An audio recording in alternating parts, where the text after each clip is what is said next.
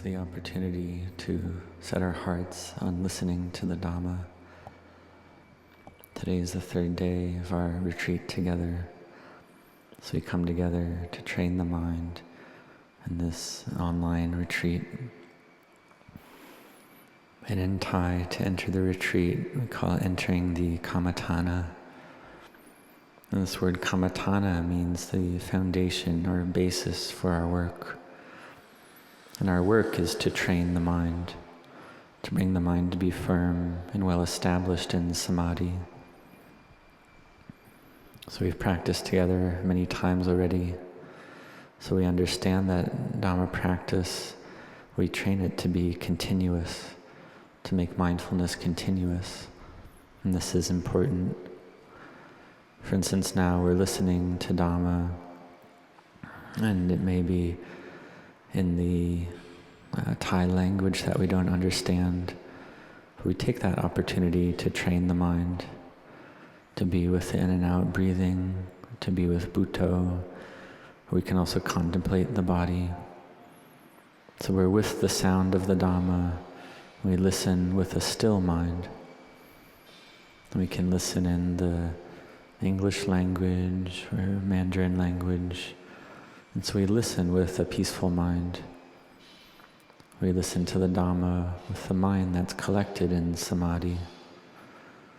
And this way we can contemplate the meaning of the Dhamma to understand it more deeply. Understand it more deeply than we previously understood. And we listen again, our doubts are reduced, and our understanding becomes more clear. It's just like the water in a pond that's been covered over with water plants.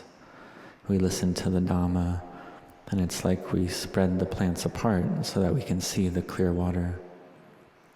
This is the mind that sees the path to the end of suffering. It sees the light, sees the Dhamma. The mind feels great fullness and joy and happiness. So this is clear understanding that arises from listening to Dhamma. And for myself, I was the same way. I listened to the Dhamma of Venerable Ajahn Chah, and I would feel very close to Nibbana. It felt very clear. It was like the mind, that these things that cover over the mind, these obstructions, these 5 hindrances, it's like they were taken off the mind so the mind could receive the flow of the Dhamma. The mind felt joyful and clear. And this is important. And if our parami is full, then we can see the Dhamma. Just like Venerable Anya Kondanya, listening to the Dhamma, his mind was still and peaceful. He had the parami of virtue, the spiritual perfection of virtue, spiritual perfection of samadhi. And he had seen suffering a lot already, had that wisdom, but he was still unable to escape from suffering. He needed the Buddha to open the door. And once this happened, he saw the way out, just like turning on a light in a dark place or showing a path to one who's lost. He saw clearly. He just needed a little bit of help. We just needed just that much. So for ourselves, we need to build our parami first. Sometimes we have this wisdom and we know already that we need to abandon attachment to materiality and mentality to reach the end of suffering. And we know this already. So this means we're one who has wisdom at the forefront. But our samadhi is not yet stable. When we get a little bit of mental stability and peace, then we get some wisdom arising. But then our samadhi reduces back to a normal level, to the level of daily life, where the mind is agitated and wavers with sense impressions and moods, and the unpeaceful mind chases after those sense impressions, is close to those sense impressions. This is because mindfulness, samadhi, and wisdom are insufficient. They're not enough. Because no one wants greed, aversion, and delusion. But then these contacts arise.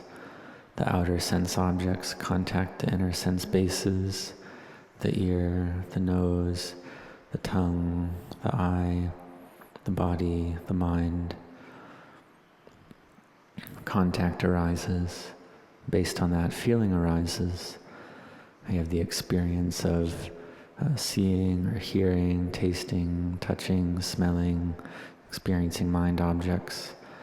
And with this experience, the khanda of sense consciousness arises, or vijnana. So this is all in the realm of nama, or mentality. So we practice to bring the mind to stillness, to emptiness, to train the knowing element.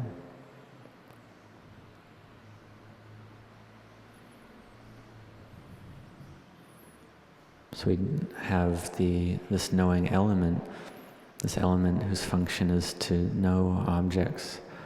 So we train the mind to be with emptiness, to be with stillness. So we see contact arises, sense consciousness arises, feeling arises, vedana, whether pleasurable or painful. So nama in various forms arise. Then craving and attachment arise very quickly. The mind clings to these 5 aggregates as self. This is the cause for suffering. So we need to be careful right at this point of sense contact. We see the mind gives rise to liking or disliking with regard to the contacts. So we watch over the mind. We care for the mind a lot. So if we're not able to know the sense impressions in time as they arise, then these sense impressions cause proliferation to arise in the mind. The mind chases the sense impressions, gets lost in them, clings to them. So we teach the mind. If we have mindfulness, we teach the mind right there. It's unsure, it's unstable. If there's liking, we teach the mind. It's unsure, it's unstable. If there's disliking, we teach the mind. It's unsure, it's unstable. If there's doubt, we ask, well, who is doubting?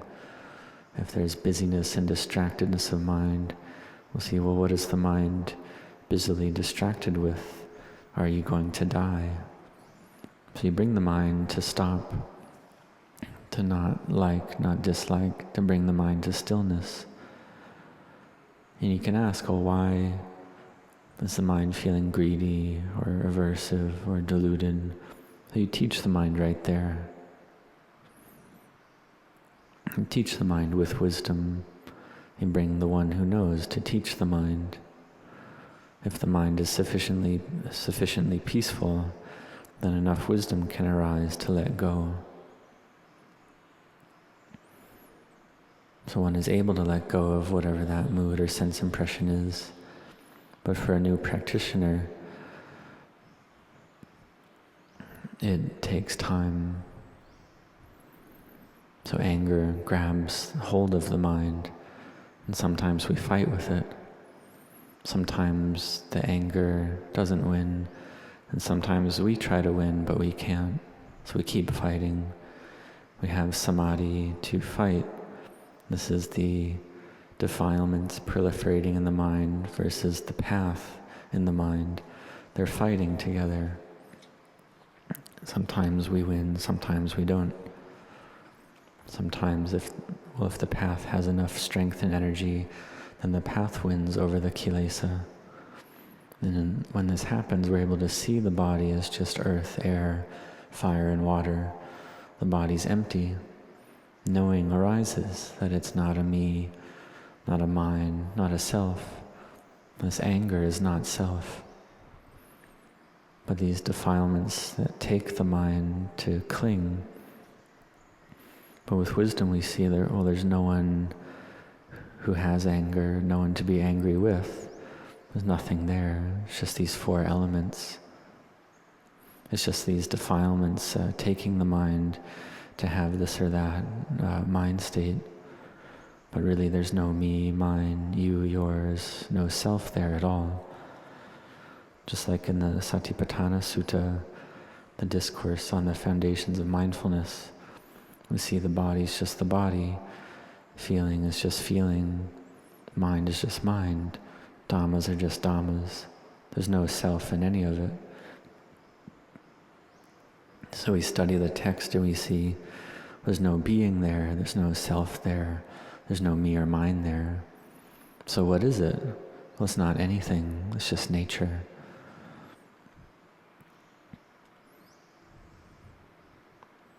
So we get lost and we think that there's something there, that it's a self.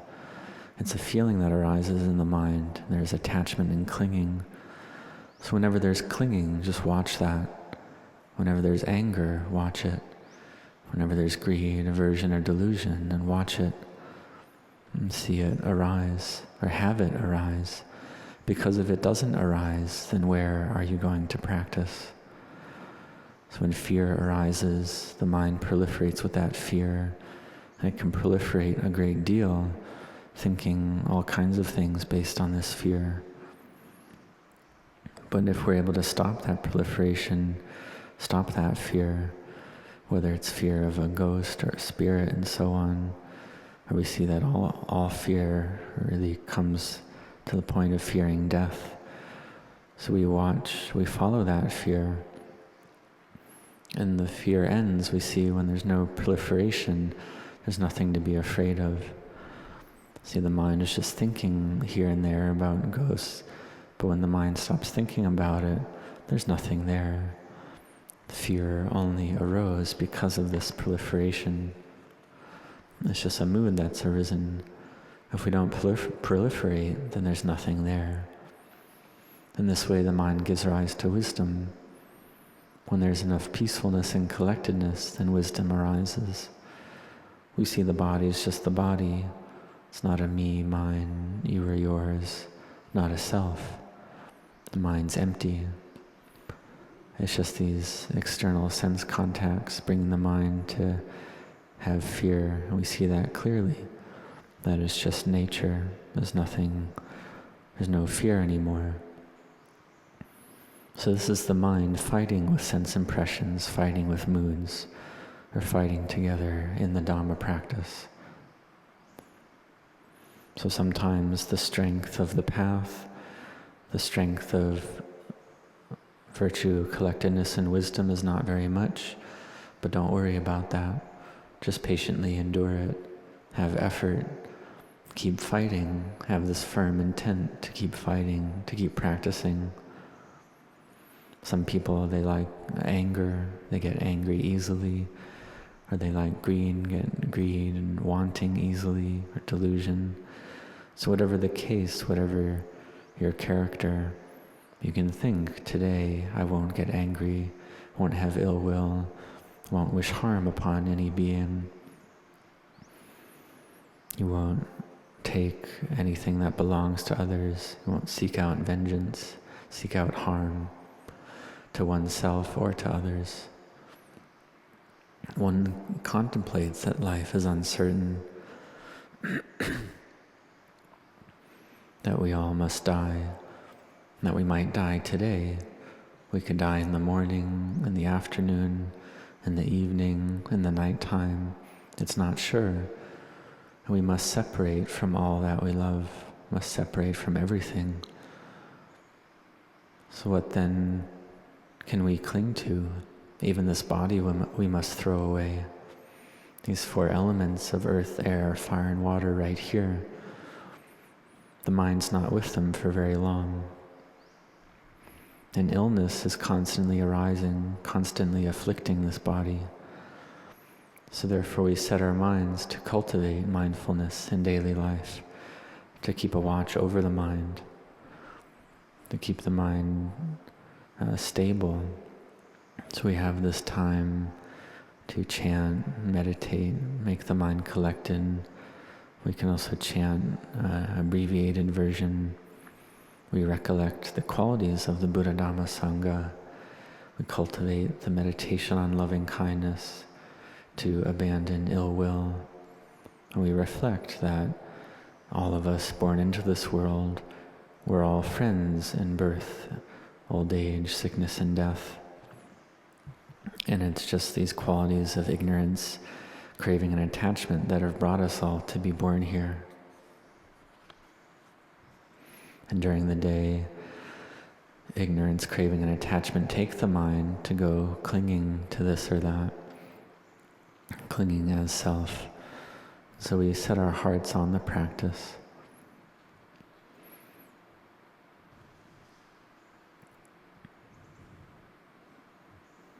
And then throughout the day we have these sense impressions or moods arise, like anger,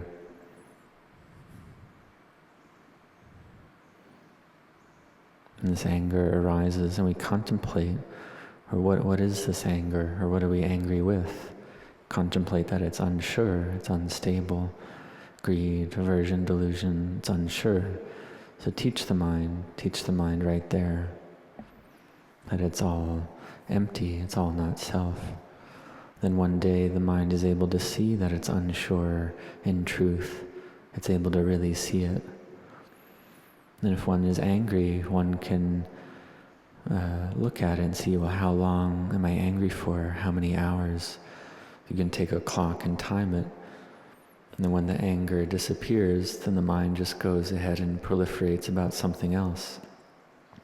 So we see right there that it's unstable in this way. So we watch over the mind, we care for the mind, we listen to the Dhamma, study the Dhamma, meditate, go on retreats, sit meditation. We practice to cultivate the mind.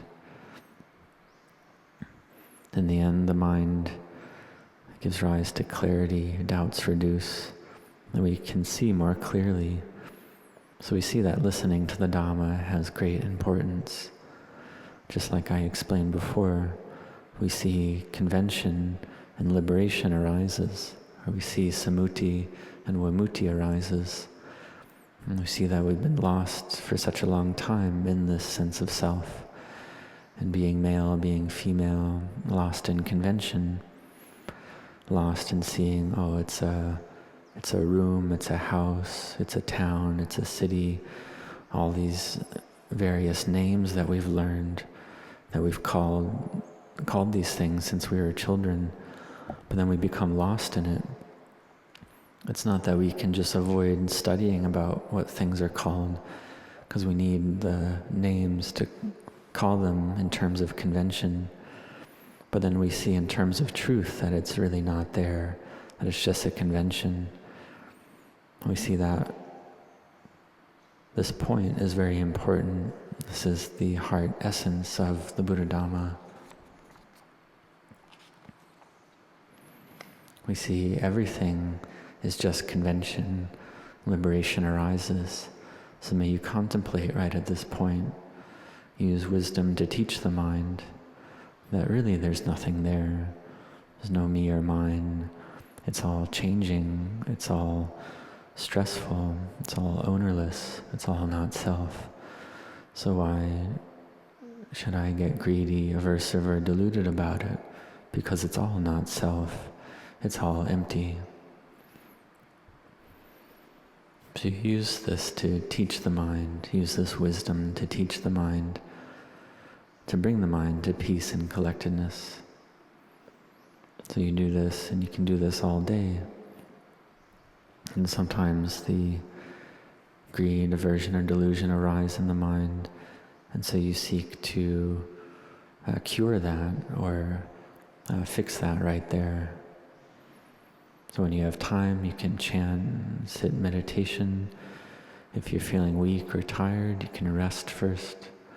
Wake up early in the morning, and it's good weather, you can sit in meditation. Bring the body and mind to feel light and at ease, even to the point where you feel that there's no body at all. This is energy and strength of mind arising. Then you can contemplate the Dhamma and give rise to understanding more easily. Because the Dhamma is here already. The Dhamma is open and revealed already. This body ages, sickens, and dies. All material form, all nature, or it's something that humans have built or not built. They're all conditioned formations that arise, stay for a little while, and cease. But the mind doesn't see it. It sees in terms of self, in terms of me and mine. having happiness or suffering with it. And this goes on for a long time, getting pleased or displeased with this or that, and suffering about it. We can think, well, where is that happiness and suffering now? Well, it's not here anymore. It doesn't exist. It's arisen and ceased already. And even the experiences in the present arise and cease as well. Even these qualities of rapture, happiness in the Dhamma, these wholesome Dhamma qualities, they also arise and cease. But we need to cultivate them first. We need to abandon the unwholesome, cultivate the wholesome, and make the mind pure, to bring the mind to purity and brightness. This is vipassana, or wisdom. So we see impermanence, stress, and not self. This is the mind object that gives rise to wisdom. So we seek to be firmly established in this, to be firmly established in virtue. As Dhamma practitioners, we have the 5 precepts or the 8 precepts.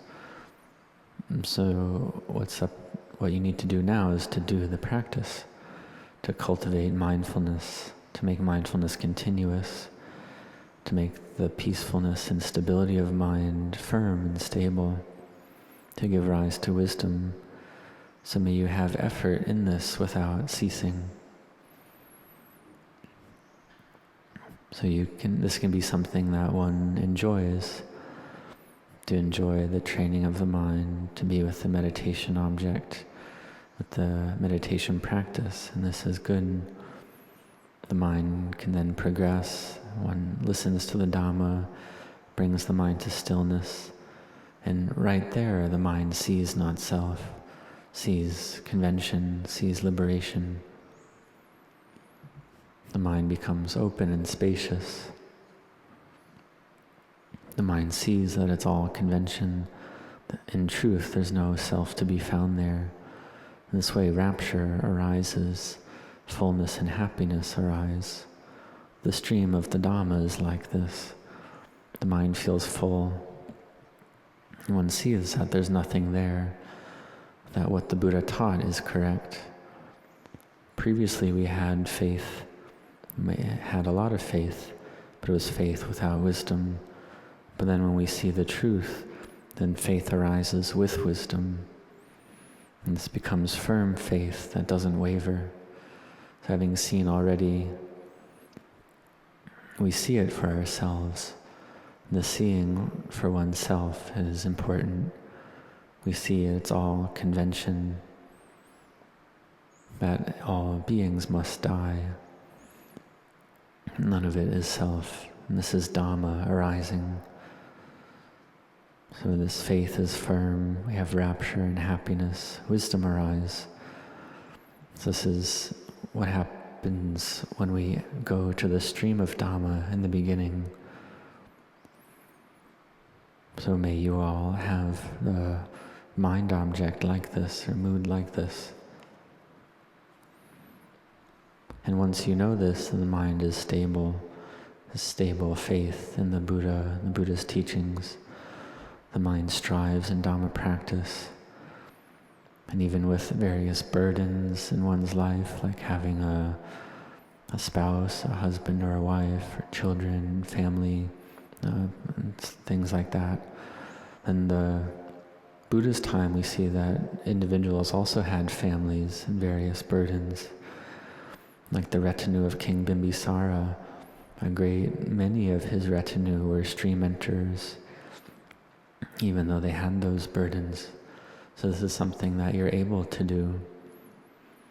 So what you need to do is keep building the causes, and cultivating the mind, to see convention and liberation, to practice continuously, to give rise to clear knowing. And once you see the truth, then the mind strives and practices without ceasing. One strives to make mindfulness better, to make samadhi more firm, Then when we sit, we can feel light and at ease. We listen to the Dhamma, we can have rapture arise. The body can feel very light. And there's these various manifestations of rapture, like hair standing on end. And this is a kind of rapture that arises. It's not from fear, but it's from the Dhamma. So we teach the mind right there. Feel this fullness and happiness and rapture. The body becomes bigger, small. There's chills or hairs standing on end. The hands or feet can disappear. The body feels light. And if it becomes a lot, then the body feels firm. And this is sukha, or happiness of another type. So this happens when the mind becomes peaceful. And when the mind's not peaceful, then whenever a mood or sense impression arises, the mind chases after it. The mind's lost and lacking peacefulness.